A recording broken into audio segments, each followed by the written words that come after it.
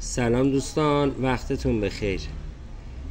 بعضی ناراحتی ها هستند مثل زخم معده یا مثل دیابت که میخوایم با داروهای گیاهی درمانش کنیم و یکی از راه های مصرف داروهای گیاهی اینه که اون گیاه دارویی رو پودر کنیم و داخل کپسول خالی بریزیم و مصرف کنیم. خیلی از افراد هستن نمیدونن چجوری کپسول خالی رو پر بکنن. من تو این کلیپ کوتاه میخوام بهتون یاد بدم که چجوری کپسول خالی رو پر از داروهای گیاهی بکنید. الان این یه پودر سبز رنگه، به منظور داروی 12 تا گیاه درست کردم که برای داروی لاغری. من اینو برای اینکه شما بهتر آموزش ببینید روی کاغذ تمیز ریختم و اولین کاری که میکنم کاغذ رو به طرف داخل فشار میدم به این جهت که هوای داخل پودر گرفته بشه.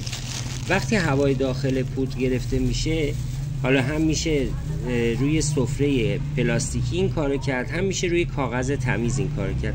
بعد خیلی راحت پوکه بزرگ خالی رو باز میکنم و به این شکل کاملا سفت و محکم پر میکنم.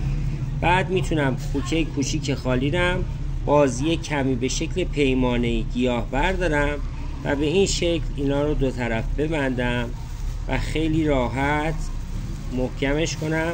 به این شکل یک پوکه دو طرفه نسبتا بزرگ درست کردم. حالا اینو میذارم داخل.